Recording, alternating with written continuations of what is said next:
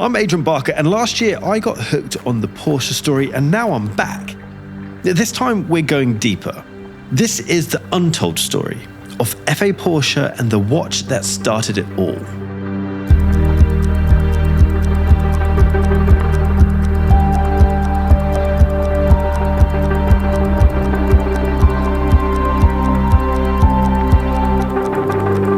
In the 1960s, F.A. Porsche wanted to figure out how he could help the racing drivers drive faster, not from an engineering point of view of the car itself, but from the point of view of improving driver confidence, improving driver decision-making. That led him to realize that a matte black background with matte white numerals and a signal red needle was the best format to help the drivers with their decision-making. Sounds familiar? This is the origin of the Chronograph 1. An equally functional instrument.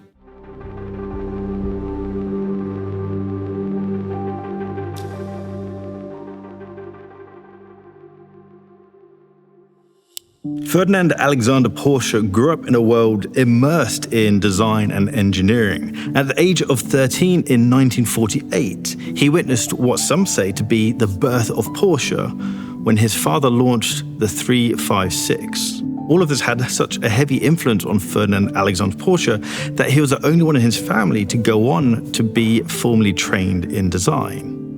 At the age of 22, he joined his father's company as part of the design team. In 1960, Ferdinand Alexander Porsche, often referred to as F.A. Porsche, became the head designer of Porsche, at which point he started his journey in leading the design philosophy of Porsche, which we still see today. He took over leadership of the design department in 1960 with a heavy focus on functional and technical design, which in itself was heavily influenced by his grandfather, who he closely followed until 1951. Even at his young age, his life experiences have profoundly shaped his design philosophy, which we still see today. F.A. Porsche went against the trends in the 1960s of car designs, which were focusing around opulent and decorative designs strongly influenced by trends in the USA. He launched a no-frills 911 completely against the trends of the time, linking back to his original design philosophy of functional design. Form is function. As a design lead of Porsche, launching the 911 was quite a bold move, showcasing F.A. Porsche's approach to design, ignoring trends and instead being a trendsetter, focusing on timeless design and functionality. In the 1960s, F.A. Porsche wanted to figure out how he could help the racing drivers drive faster, not from an engineering point of view of the car itself, but from the point of view of improving driver confidence, improving driver decision-making. That led him to look at the dashboard, look at the instruments that the driver was using to make those decisions. He realized that the trend was chrome within the dash, and that meant that there were glistening objects in the peripheral vision of the driver, perhaps distracting them. And so his solution was to remove all the chrome details and replace it with a matte black carpet.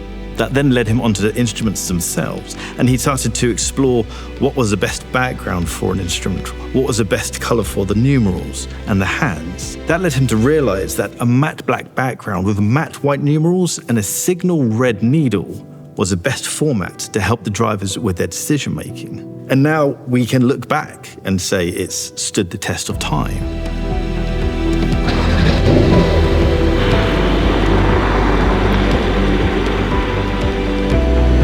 At the end of the day, F.A. didn't start as a legend, but rather a working designer shaped by engineering, simplicity, and function.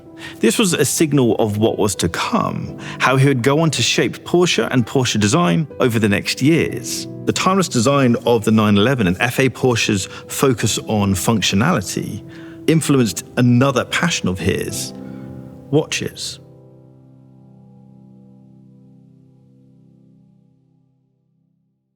The connection between watches and Porsche can be traced pretty much right back to the start, to the 1950s, when watches with an imprint of Porsche were given to drivers of the 356, who have driven over 100,000 kilometers. For cost reasons, the watch was replaced with a lapel pin. However, the idea of a Porsche watch was ever present for F.A. Porsche. There was an idea bouncing around at Porsche that they wanted to give a watch to employees who had been at the company for a number of years. But F.A. Porsche didn't want to just have a watch with a Porsche stamp on it. He wanted to design an in-house Porsche watch. Elements of this watch really are inspired by the functional needs of a racing driver. Legibility of a watch is just as important as a sports car, hence the phrase, a sports car on the wrist. This is the origin of the Chronograph 1, an equally functional instrument. During this time in the watch industry, quartz movements from Japan were flooding the market. These movements were cheaper to make, but they didn't last as long, and this goes against F.A. Porsche's idea of longevity and functionality. Once again, F.A. Porsche went against the current trend of watches using quartz movement, opting for a mechanical chronograph. What he ended up with was the Chronograph 1, matte black, mechanical, anti-reflective, and purpose-built. No shine, no chrome, no gold flourish, and in 1972, this was radical. A fully black chronograph in a world where most watches were bright metal. Most people in the industry thought, who's going to buy a black watch? F.A. Porsche thought, anyone who needs to read it. Creating a chronograph as your first watch isn't the normal route. You typically create a more simple product and then build up to something with a complication like a chronograph. However, this goes back to F.A. Porsche's connection, 1 to functionality, but 2 to racing.